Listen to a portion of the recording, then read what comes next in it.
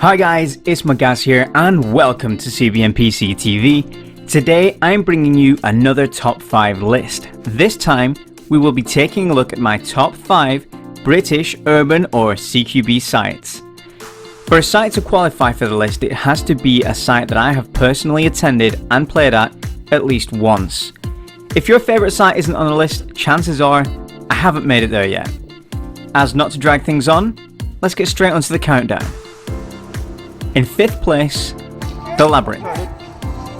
The Labyrinth is located in Bury on the top floor of a mill building. The game area is made up of a series of rooms arranged in a maze-like fashion built from wood. If you've ever seen footage from many of the US-based CQB sites, you'll have a pretty good idea of what the lab looks like. Along with these rooms are a series of air vent-like tunnels that span 2 heights and allow sneaky access to various parts of the site. It is very close quarters, dark, fast-paced and intimate. The average engagement is usually within 15 feet, so gloves and full face protection are recommended. Alongside the weekend games, there are weeknight games which are plenty of fun and a great way to unwind after a long day at work. 4th place goes to SWAT Fortress.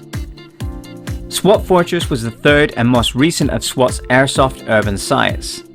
Based at the former Ogden's tobacco factory in Liverpool, which was built around 1900 and at one point was one of the most thriving tobacco factories in the country, the factory was closed in 2007 and taken over by SWAT in 2013, with their first invite-only game taking place on December 29th of that year. The site was immensely huge and brought interesting and unique challenges to players. With multiple buildings over a number of floors including pitch-black kill houses, long corridors, tight winding staircases and an expansive outdoor area, the site will always hold a special place in the hearts of CBNPC and probably deserves a higher place on this list. 3rd place goes to first and only's Anzio Camp.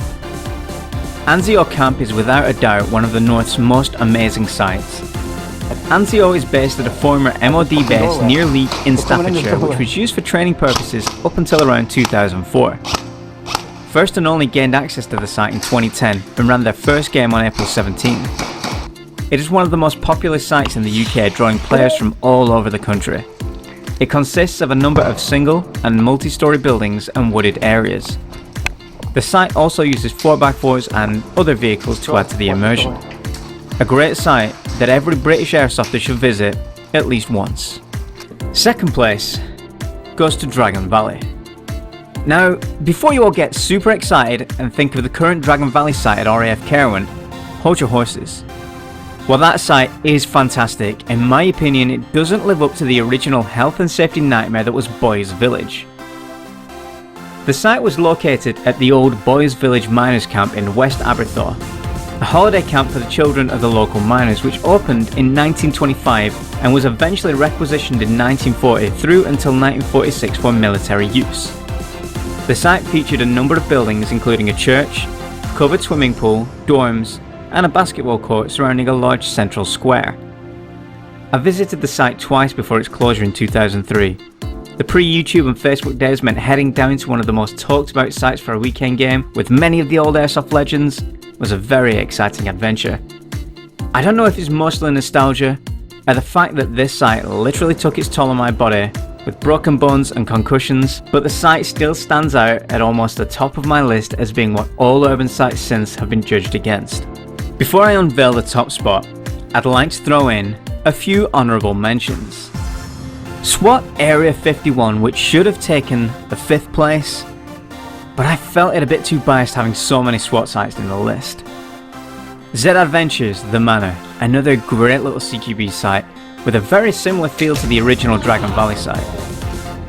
Elite CQB, the closest, most intimate site I have ever played at, or had the pleasure to run events at. I'm probably going to do a tribute video to this crazy little place in the near future. Finally, first and only, the Armory. While not being strictly an urban site, I had to include this one as it is a very unique and interesting site to play.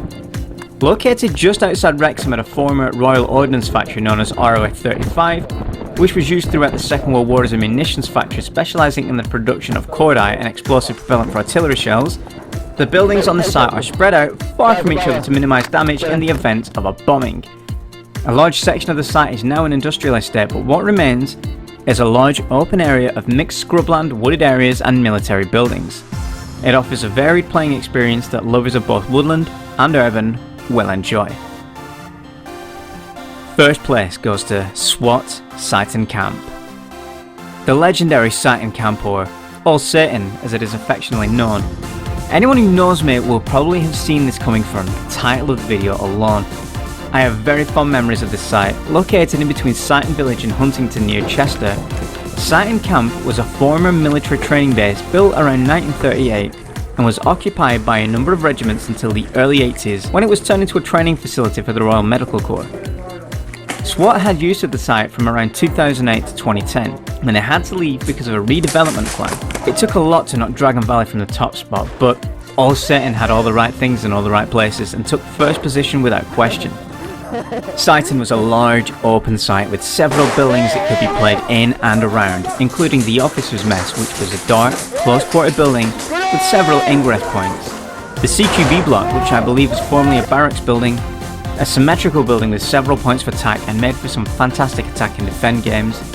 But the most impressive building was the hospital and its surrounding complex and high street. The hospital was amazing, with a long, wide room over 120 meters in length, with small wards along one side that were interconnected, allowing players to attack either in the treacherous alleyway or through the smaller rooms. The site is missed dearly by those who called it home. So there we have it, my top 5 urban sites. If I missed a site that you think should be on the list, leave it in the comments and I'll try my best to get there in the near future. We are planning on visiting a good number of sites on this year's CBNPC tour, so hopefully the next incarnation of this list will have some crazy new additions. If you have enjoyed this video, leave a like and comment below. Don't forget you can check out where CBNPC are going to be playing next and other random shenanigans over at facebook.com/CBNPC. I'm Agaz, this has been CBNPC TV, and remember kids, the air may be soft, but our balls are hard.